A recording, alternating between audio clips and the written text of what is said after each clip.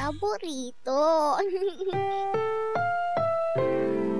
Ang susunod na programa ay rated GP. GP? Ano yun? Garantisadong pampaborito!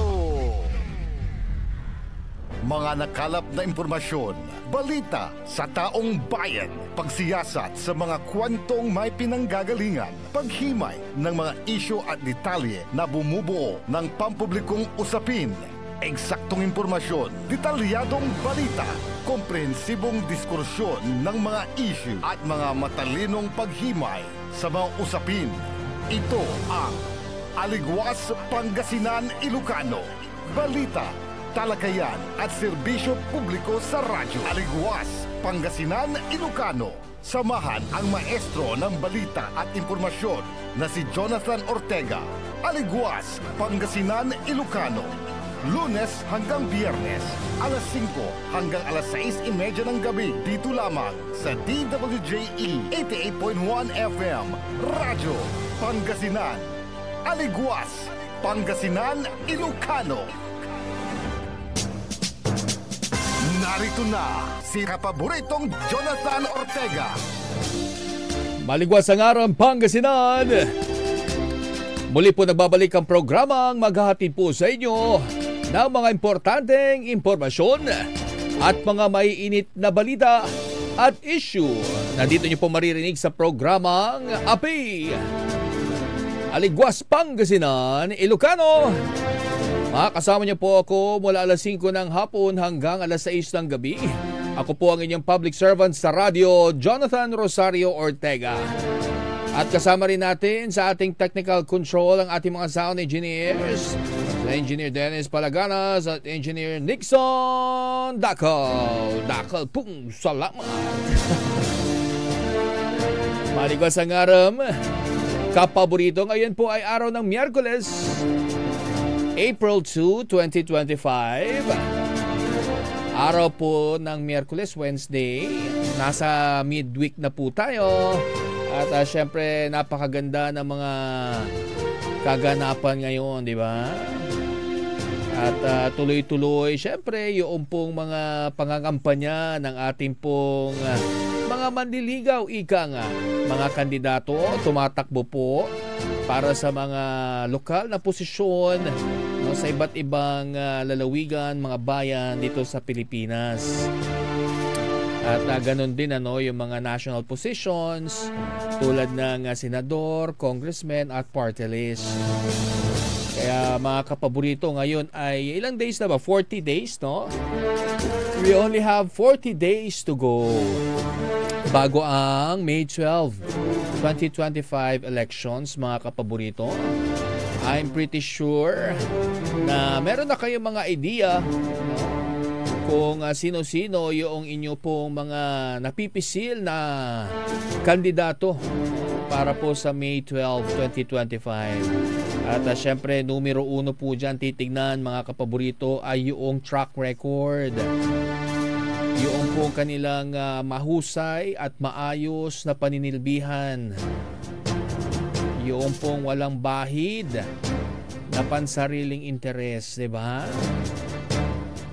At syempre, ang pinakamainam po dyan ay yung walang korupsyon, mga kapaborito. Ha?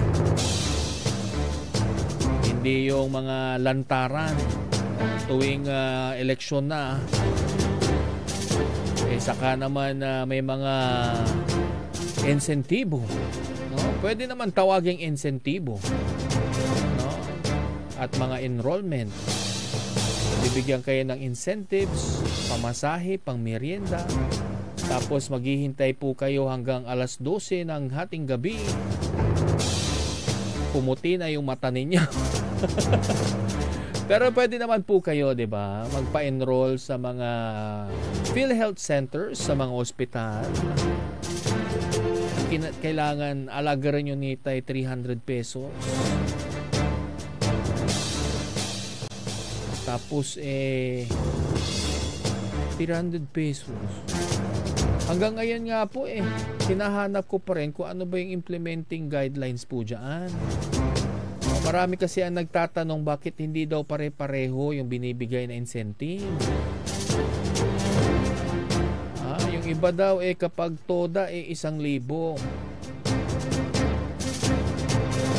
Tapos yung iba na 300 at 200.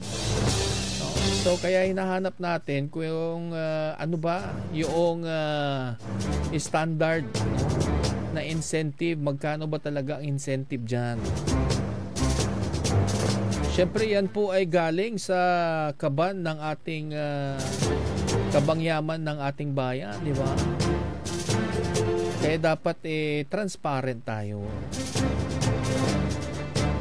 para alam natin kung ano yung basihan ng 300, 200, 1,000, 700 at kung ano-ano pa, kung magkano ba talaga yan. Kasi tinatanong nila kami hindi ko naman masagot. So, mas maganda ilabas nyo rin kung ano ba yung implementing rules or guidelines po dyan. Kasi baka mamaya ang pagtoda pala 1,000 naman ang incentive. Lahat na toda na. Lahat na ay magpapamiyembro sa toda. Siguro dahil yung toda kapag pumila ng matagal, mawawala sa kanya 1,000, no? Nakikitain niya sa isang araw na pamamasada. Kaya ibabalik nila plus yung 300. Malabo nga kasi, kaya yan, puro tayo nag-a-assume. Mas maganda sana kung maging transparent, no? Kasi alam nyo, kung yan ay proyekto ng provincial government of Pangasinan, diba? Meron naman tayong karapatan para alamin, no? Para masagot natin yung katanungan ng ating mga kababayan. Para mamaya sasabihin na naman nila naggagawa tayo ng fake news. Hindi po, no? Siyempre gusto po natin ay maging transparent po tayo. Lahat po ng isasagot din namin sa mga katanungan ng ating mga kababayan dito sa Pangasinan ay tama rin po. Kaya mas maganda sana kung yung information on the 300 peso incentive ay mailabas po natin para matapos na yung katanungan ng libu-libong mamamayan, ano? Kasi nga hindi daw pantay-pantay. Hindi ko naman alam, malay ko. Tanungin natin, no, ang provincial government dahil syempre hindi naman nila yan ipagkakait sa inyo, no? Ay meron namang karapatan sa impormasyon ang lahat ng mamamayan. Kaya gusto natin magkaroon ng transparency. Kasi kung yung transparency tungkol doon sa PhilHealth, mababasa naman natin yan sa sa internet, i-google lang naman natin yan. Actually nga, hindi naman 1,700 yan, 2,100 pesos na po yan, no? Yung sa PhilHealth e-consulta. Kaya ang hinahanap po natin, syempre yung pong ipinasa ng Sangguniang Panlalawigan, no, na incentives scheme. Kung magkano ba, meron ba? Syempre baka may mga bracket doon, 'di ba? At least maitama natin kung ano yung mga nakakarating sa ating mga kababayan. Baka mamaya nagseselosan na yung mga kababayan natin. No, yung iba sinasabi, mas marami yatang incentive doon sa Urdaneta City. Halos araw-araw. Samantalang sa ibang bayan ay hindi naman ganoon. Hindi ko ma-i-explain yan, no? Dahil ang pinaka-target po nila, base po sa kanilang mga interviews, 2 milyong Pangasinense ang i-enroll. So kung 2 million Pangasinenses, i-multiply nyo sa 300 pesos na incentives, magkano yun? 600 million pesos mula sa kaban ng lalawigan ng Pangasinan, no, ang ilalabas. Kaso magkano ba talaga? Dahil may 300, may 1,000, may 200. Kaya iniisip tuloy ng iba, no, baka may nangungupit. Hindi maiiwasang mag-isip yung ibang kababayan natin dahil hindi nga po transparent. Kaya pag ganito mga campaign season tapos lumalabas po yung mga ganyan, lalong nagdududa. Yung syempre hindi naman lahat yan naniniwala, no? sa efficiency ng programa na yan. Sa tingin nyo ba kaya ba ng 14 na provincial hospital i-accommodate lahat yung OPD na yan? Lalo't may mga buildings po na hindi tinuloy ang construction. Sana ay malaking tulong po yan, ano? Kaya nga marami po ngayon ang dumadagsa dyan sa Region 1 Medical Center dito sa Dagupan City. Dahil mukhang hindi yata satisfied yung ating mga kababayan. Biruin nyo, nilalagpasan pa nila yung ibang provincial hospitals, no? At dito pa sila pumupunta sa Dagupan City para magpatingin sa Region 1 Medical Center. Kaya ang sitwasyon ngayon sa Region 1 Medical Center ay napupuno po, no? Maging yung extension hospital po nila sa Bunuan. Talagang napakarami rin pong pasyente po ang nandoon ngayon. Kaya abiso sa ating mga kapaborito, no? Pag-ingatan nyo po yung inyo pong mga kalusugan, no? Huwag nating abusuhin, lalo na yung mga kabataan, ano? Marami ngayong aksidente, kaliwat kanan ang nare-receive nating reports mula sa PNP. No, mga na-aksidente sa motorsiklo, no, at sa iba pa mga sasakyan. Kaya mag-iingat po tayo, no? Sundin po natin yung mga batas trapiko. At syempre kapag mainit ang ulo, nako, wag po kayong papatol. Huminga po kayo ng malalim ng 10 beses para at least magkaroon ng oxygen yung utak po ninyo. Mawala yung init ng ulo. Alam nyo, sa sobrang tindi din ng traffic dyan sa may Binmali going to Lingayen, marami din talaga ang nagkakainitan dyan, ano? Kaya konting pasensya lang po mga kapaborito, ha? Para hindi kayo magkaroon ng aberya po dyan. Tignan nyo na lang po yung awayan dyan sa Antipolo na nauwi sa barilan. At kahapon nga po ay napakalungkot na balita na namatay na po yung isang nabaril, no, noong suspect. At then speaking of nabaril, malungkot din yung balita, no, kahapon din po.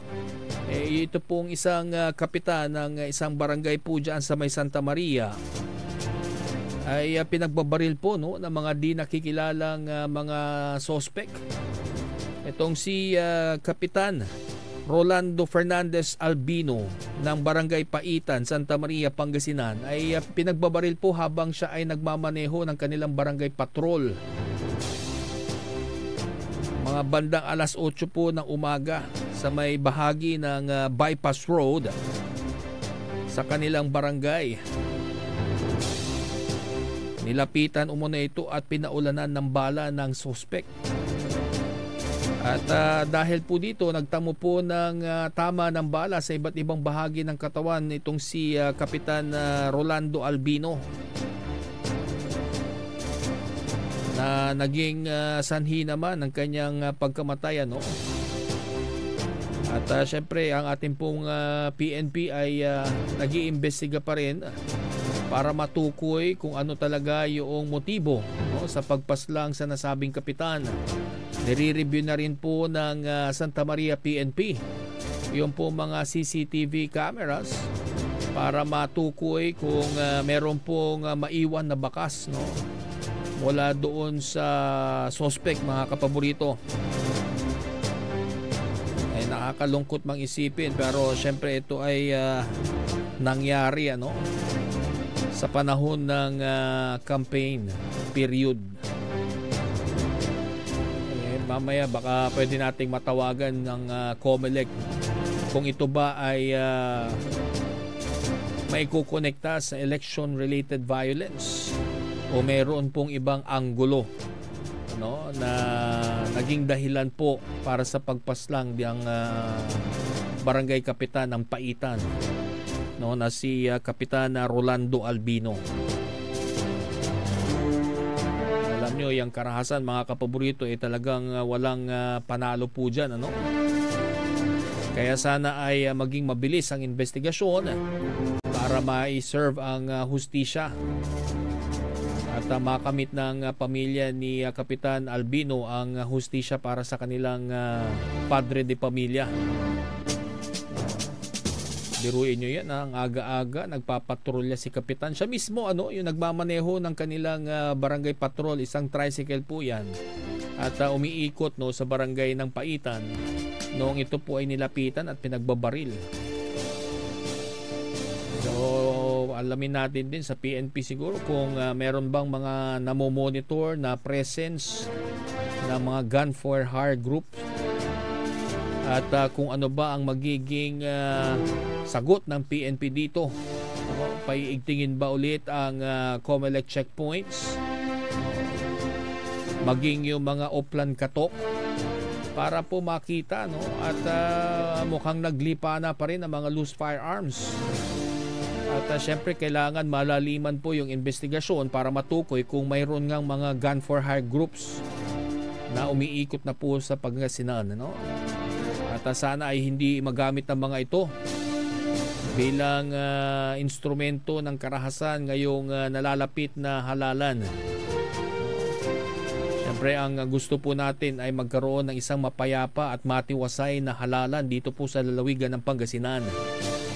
Bagamat magkakaiba ang prinsipyo, magkakaiba ang pinaglalaban, magkakaiba ang pinaniniwala ang lider, naniniwala po tayo na dapat manaig ang kapayapaan at ang matiwasay na pangangampanya tungo po sa darating na May 12 midterm elections. Kasi hindi maganda kung ang lalawigan ng Pangasinan ay magkakaroon po ng mga kaso ng patayan na related po sa halalan.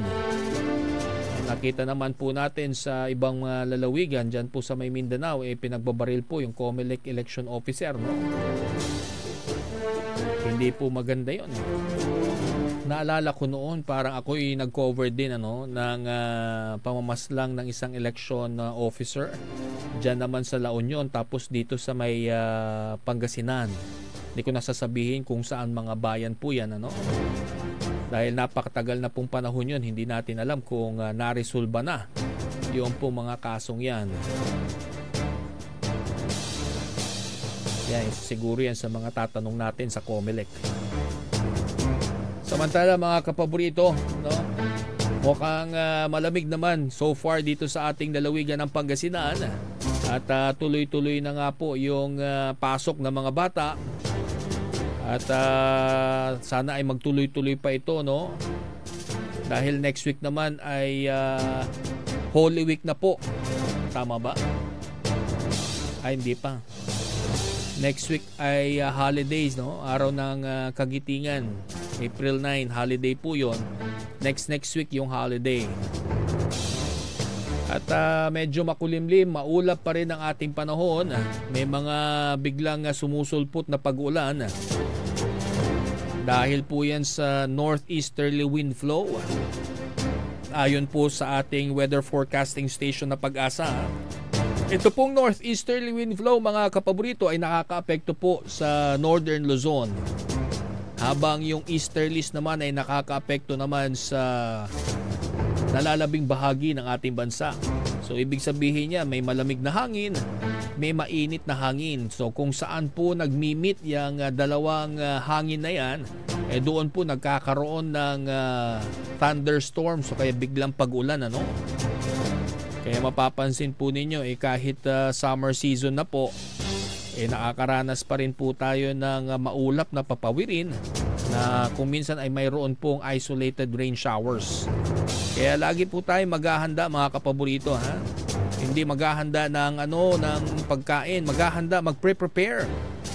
Baka kayo ay abutan ng ulan at syempre pag ganitong pabago-bago po ang panahon mga kapaborito, talagang mas prone po tayo ng sasakit, At nagbabala na po ang DOH dahil may mga pag-uulan nga po, tapos sa ilang bahagi po ng ating bansa ay patuloy na umuulan, Yung babala po ng DOH tungkol po yan sa pagtaas ng kaso naman ng dengue fever.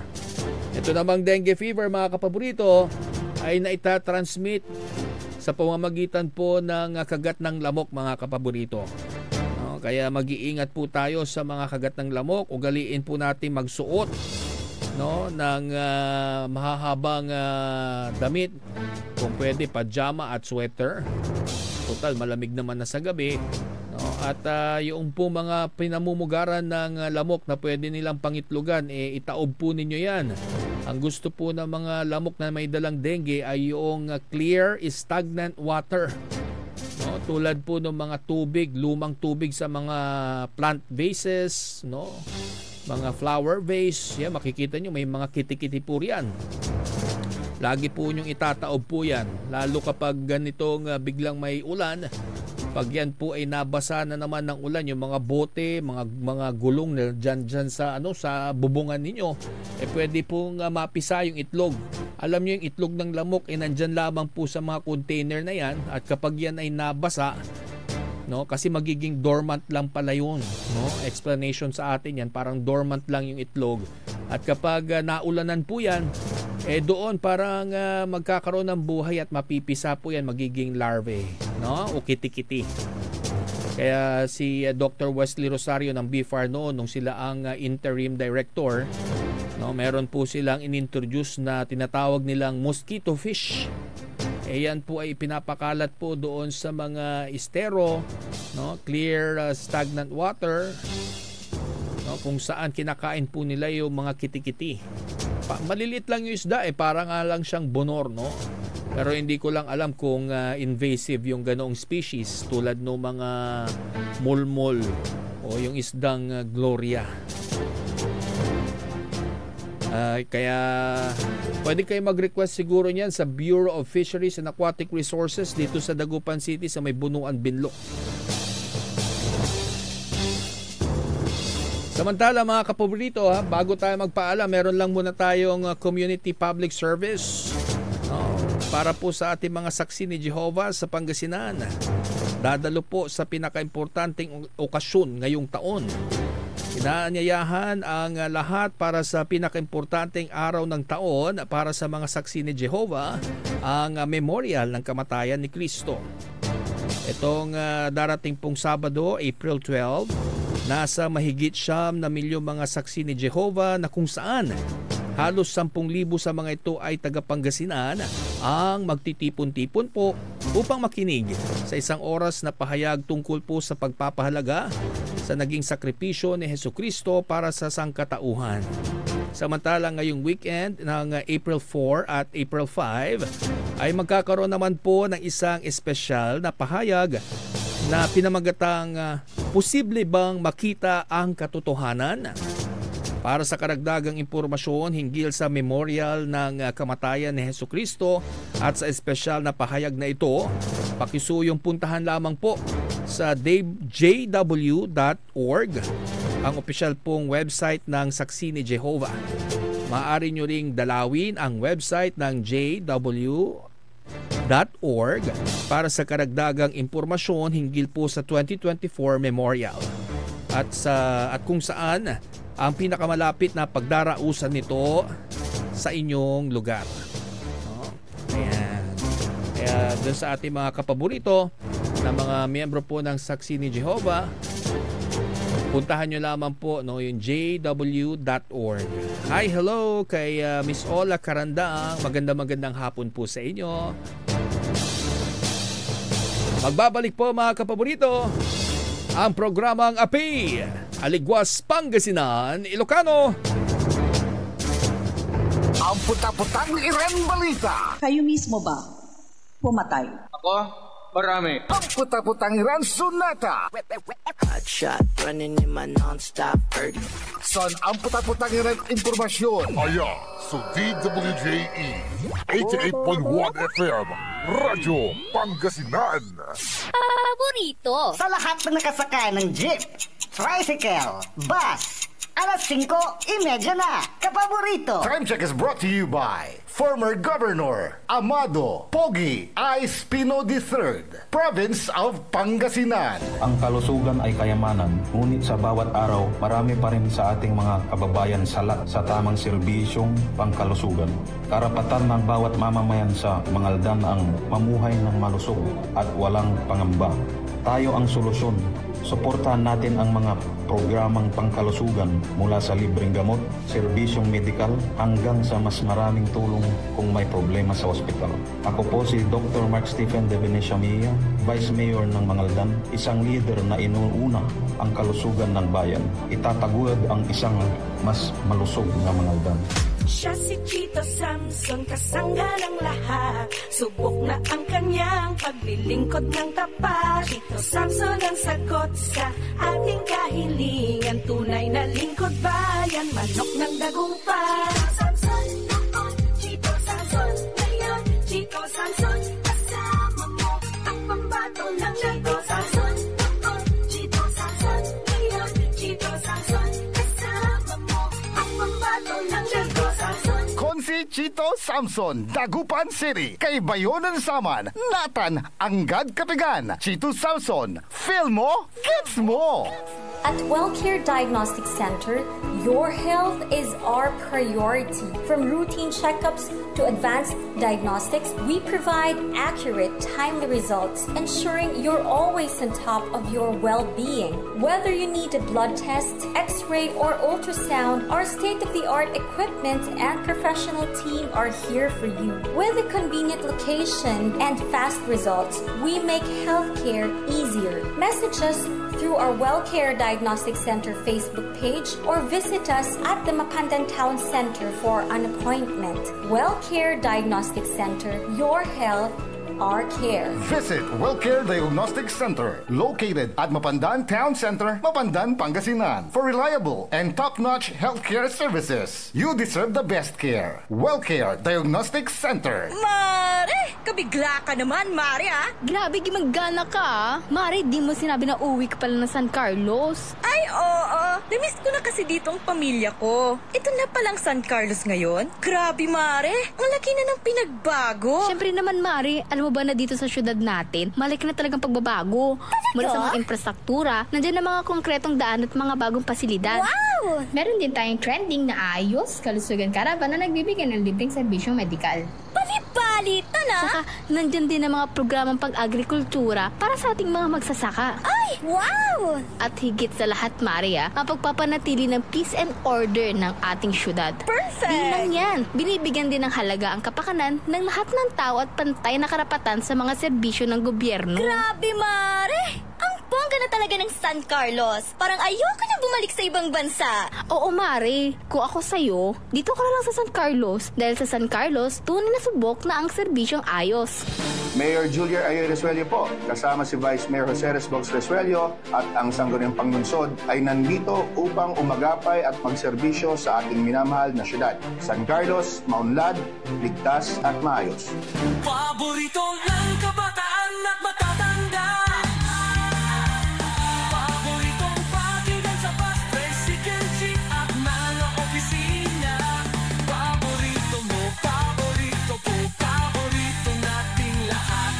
WJE 88.1 FM Radyo Pangasinan. WJE 88.1 FM Radyo Pangasinan.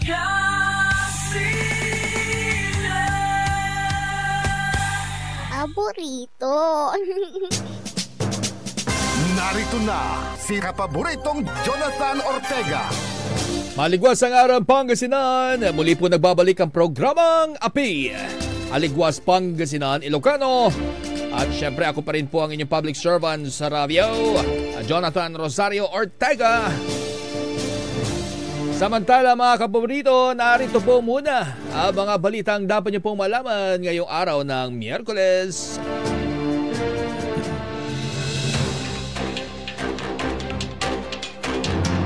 Amerika muling pinagtibay ang pakikipag-ugnayan sa Pilipinas. AFP Chief, pinaghahanda na ang NOLCOM o Northern Luzon Command sa posibleng pananakop ng China sa Taiwan.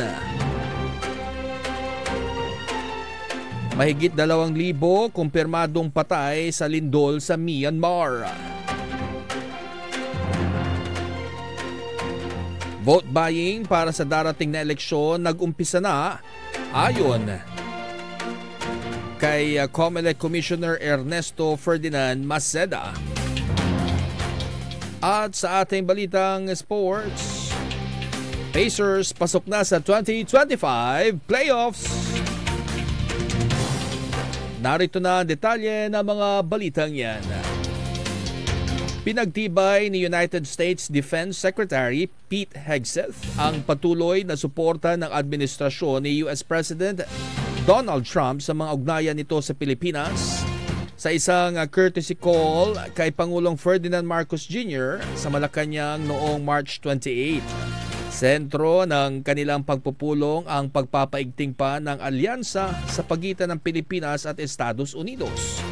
Ayon kay Hegseth, nananatiling tapat si US President Trump sa pagpapatuloy sa nagpapatuloy na relasyon at kooperasyon ng dalawang bansa. Bilang bahagi ng kanyang pagbisita, nakiisa si Hegseth sa isang pisikal na pagsasanay kasama ang mga sundalong Pilipino. Nagkaroon din siya ng pagpupulong kasama mga matataas na opisyal ng militar kung saan tinalakay ang mga estratehiya upang palakasin ang iba't ibang kooperasyon sa depensa at mapanatili ang kapayapaan sa Indo-Pacific region sa harap ng patuloy na banta mula sa China. Ang Pilipinas ang una sa mga bansa na binisita ni Hegseth na sumasalamin sa pagpapahalaga ng Trump administration sa ugnayan ng Pilipinas at US. Ayan mga kapaborito, mismo ang US Defense Secretary po ang bumisita na at nagbigay ng courtesy call kay Pangulong Ferdinand R. Marcos Jr. At pinag-usapan nga po rito ang syempre yung Visiting Forces Agreement at kung paano pa makakatulong ang bansang Amerika sa ating bansa. At nabalitaan ko rin pumayag na rin ang bansang Amerika na magbenta ng mga F-16 fighter jets sa ating bansa. Itong mga F-16 na ito meron ng capability ito na mag-carry ng mga missiles at mga armory. Kaya at least titibay ang ating pong himpapawid, yung depensa sa panghimpapawid ha. At syempre yung F-16 mga kapaborito kahit may edad na state of the art pa rin naman yun kung ikukumpara nyo sa iba pang mga eroplano ng ating bansa, no?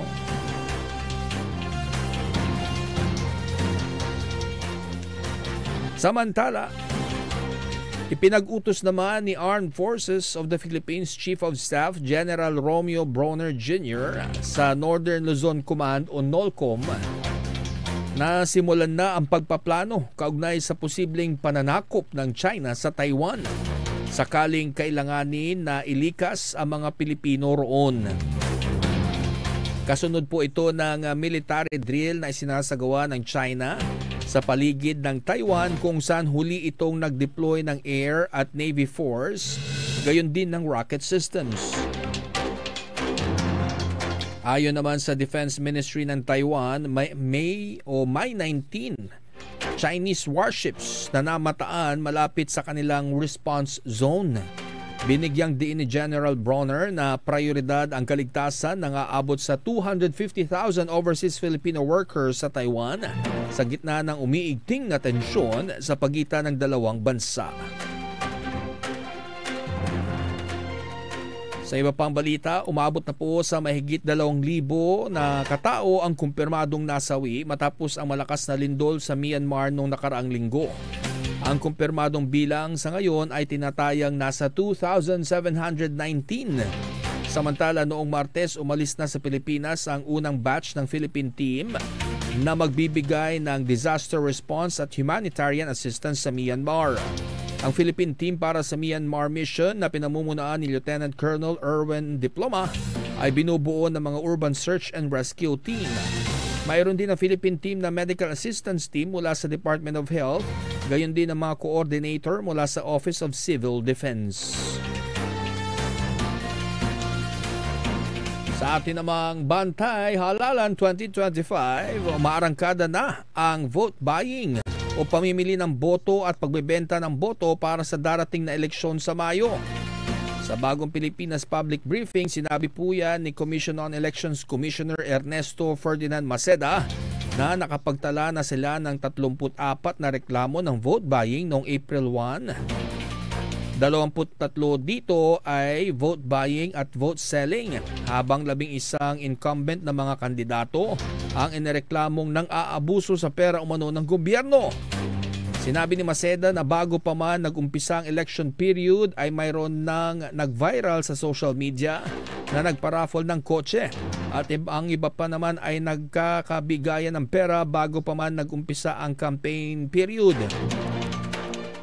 Sinabi ni Maceda na batay sa nakalipas na mga halalan, ang Metro Manila ang sentro ng vote buying batay sa nakarating na report sa COMELEC.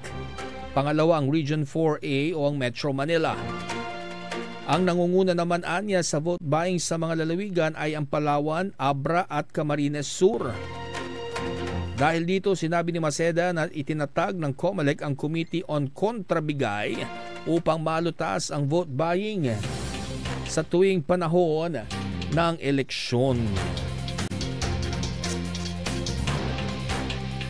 Sa ating balitang pangkalusugan, nagbabala ang Department of Health na posibleng magkaroon ng malawakang dengue outbreak ngayong taon matapos tumaas ng 75% ang kaso ng sakit kumpara noong 2024. Ayon kay DOH Secretary Teodoro Herbosa, nitong Miyerkules, nagaganap ang dengue outbreak tuwing 3 hanggang 5 taon. Kaya aniya dahil noong 2019 ang huling malaking outbreak, posibleng muli itong sumapit ngayong 2025. Ipinaliwanag naman ni Herbosa na ang sirkulasyon ng dengue variants, pagbabago ng klima at hindi pangkaraniwang madalas na pag-ulan noong Enero at Pebrero ang dulot ng pagdami ng lamok na dahilan naman para tumaas din ang mga kaso. Pinaigting naman ng DOH ang kampanyang Taob, Taktak, Tuyo at Takip para puksain ang mga pinamumugaran ng lamok. Hinihikayat din ang publiko na sundin ang 4 o'clock habit o ang regular na paglilinis at pagsusuri sa mga lugar kung saan pwedeng maipon ang tubig para maiwasan ang pagdami ng lamok at pagkalat ng dengue fever. Samantala sa atin namang balitang pampalakasan, pasok na sa 2025 playoffs ang Indiana Pacers. Nakasungkit ang Pacers ng top 6 seed sa Eastern Conference matapos talunin ang Portland Trail Blazers talunin ng Portland Trail Blazers ang Atlanta Hawks ngayong araw, April 2 sa score na 127-113. Hawak ng Pacers ang 44 na panalo ngayong season habang nananatili sa 31 ang nalasap nitong pagkatalo. Sa pagpasok ng Pacers sa 2025 playoffs, tangan nito ang record na 19-20 win-loss record sa mga larong isinagawa sa home court ng mga nakalaban nitong team. Sa mga home games, hawak nito ang impresibong record na 25-11. Sa nakalipas na 10 laro, nagawa nitong maipanalo ang 6 habang 4 naman ang nalasap na pagkatalo. Ayan po mga balitang nakalap ngayong araw. Samantala sa ating pa ring community public service para po sa ating mga kapaboritong medical technologists. Inaanyayahan po kayo na magparehistro sa 29th PAMET National Mid-Year Convention na may temang Advancing Medical Technology, Strengthening Healthcare Through Innovation and Resilience. Ang convention po ay gaganapin sa darating na May 14 hanggang May 16, 2025 sa CSI Stadia, Dagupan City, Pangasinan. Para po sa mga detalye ng registration, bisitahin lamang po ang website ng pangasinan.pametinc.ph. Ayan, may maliit pala yun, ano? Ulitin ko ha, pwede nyo pong puntahan ang https://pangasinan.pametinc.ph. Ayan, yung nakikita po ninyo sa screen po ninyo mga kapaborito. Para po yan sa mga medical technologies o medtech. Ayan, meron kayong midterm convention mga kapaborito. At syempre, binabati rin po natin ang ating kapaboritong si CJ Torrida. Magandang hapon, Kabsat. At binabati rin po natin yung ating mga kapaborito sa Department of Laboratories and Transfusion Medicine sa Region 1 Medical Center. Good afternoon, ating mga medtech. At syempre ang ating center chief, si Dr. Joseph Roland Mejia. Good afternoon po sa inyo. At si Sir Ramon Bautista, magandang hapon. At kay Dr. Arnel Gasmen, sila pa yung mga kaibigan po natin dyan. Sila Dr. Ronnie Maramba, Dr. Thea Abalos Pamuseno, sila Dr. John Fernandez. Yung ibang kilala kong doctors nag-retire na eh. Sino pa ba? Si Dr. Apollo Duque. Hindi ko alam kung nandyan siya sa Region 1 Medical Center. Saka si Doc LJ Duque. Yan. Magandang hapon sa inyong lahat dyan. At syempre, tuloy-tuloy pa rin po ang ating mga kandidato sa pag-iikot-ikot sa ating mga nasasakupan dito sa buong Pangasinan. At ngayon, dinig ko sa may Barangay San Vicente, nandyan po ang Team Karamat, Makanlalay. At nag-house to house po sila sa Barangay San Vicente. Nung isang araw nga po, ay nagkaroon po ng advance meeting ang Liga ng mga Barangay consisting of 24 barangay chairmen led by Liga ng mga Barangay President, Councilor Patrick Agustin Karamat, na siya ring presumptive mayor dahil siya po ay kandidato sa pagkaalkalde at wala po siyang kalaban. Kaya minabuti na po ni Councilor Patrick Agustin Karamat na kausapin po ang 23 barangay chairman. At siya po ay nagsabi na rin at nagpauna na siya na siya po ay magpapaalam na rin po dahil magiging busy na rin po sila sa pangangampanya, bagamat wala po silang kalaban, ay tuloy-tuloy po ang kanilang pag-iikot sa mga bahay-bahay para po malaman yung saloobin ng kanya mga nasasakupan. At gayon din, bit-bit nga nila yung Team Carmack. At siyempre ang Vice Mayor ay si incumbent Mayor Kevin Roy Macanlalay.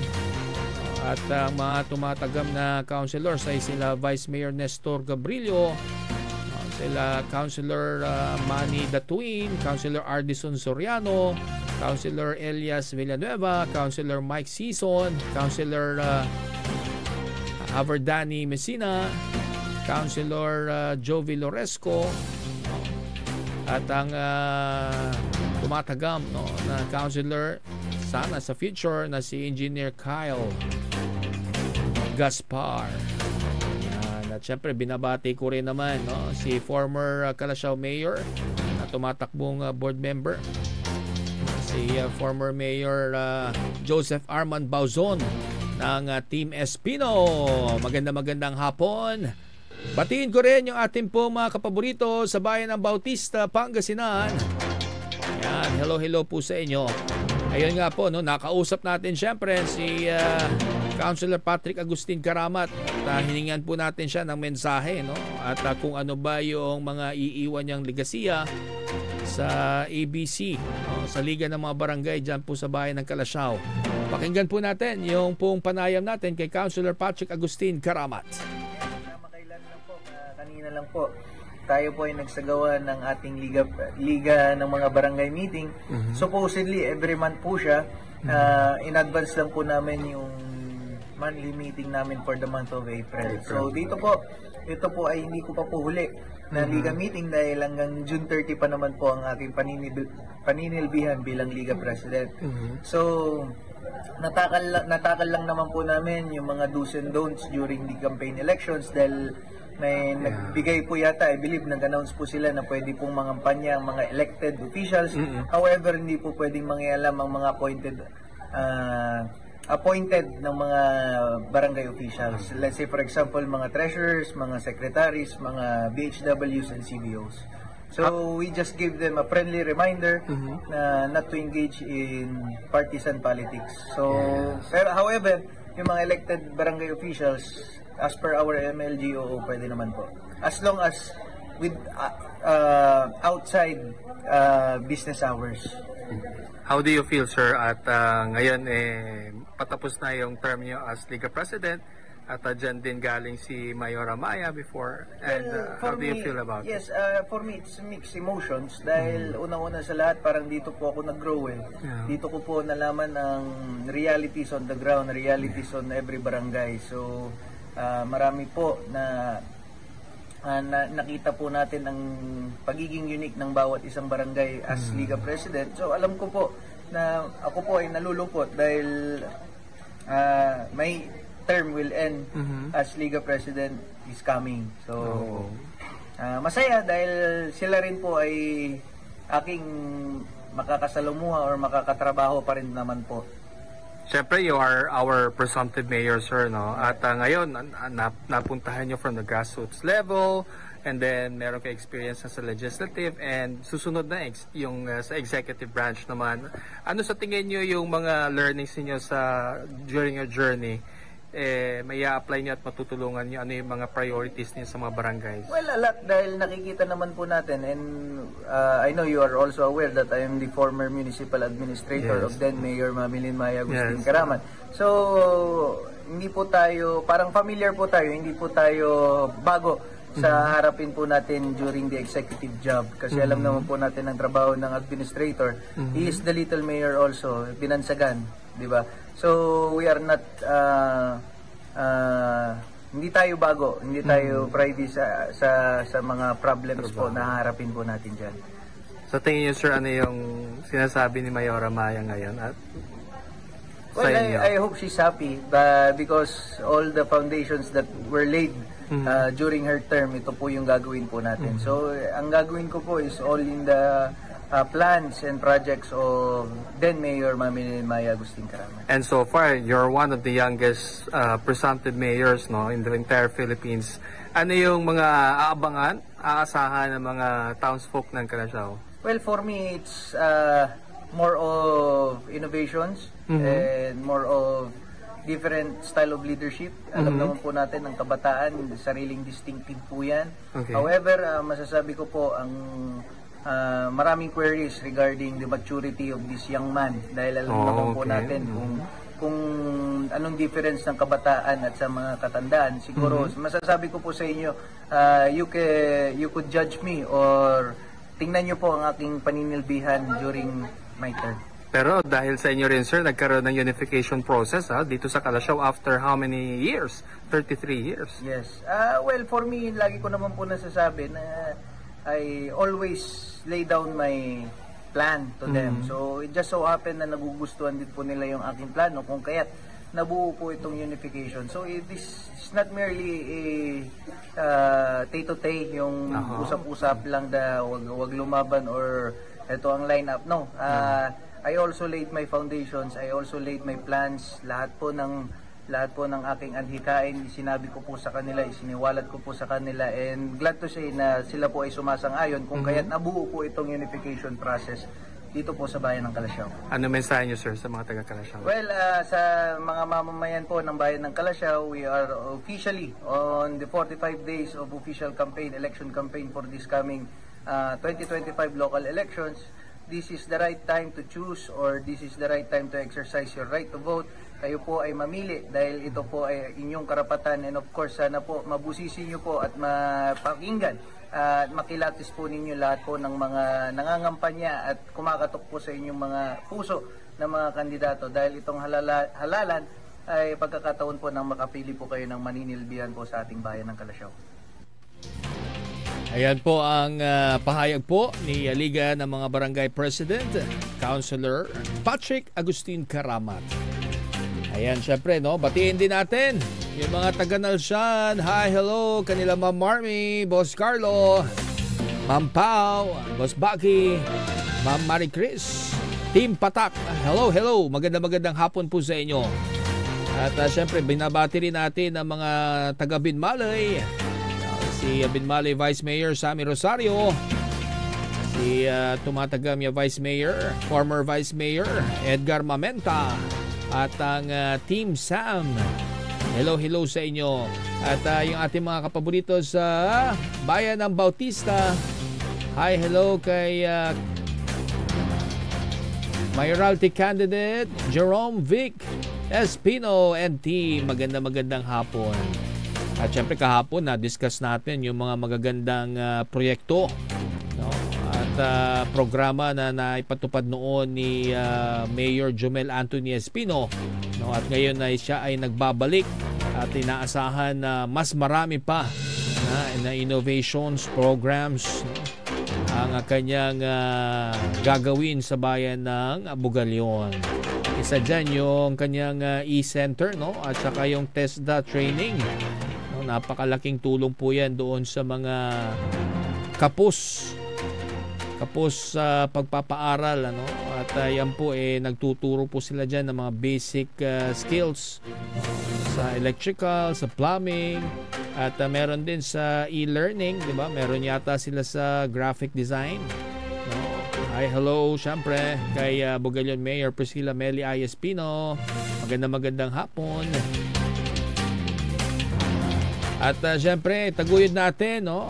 Ang party list ng Pangasinan, ang Abante Pangasinan Ilocano, may numerong 123. Ang ating pong first nominee, si former Pangasinan Governor and Congressman Amado T. Espino Jr.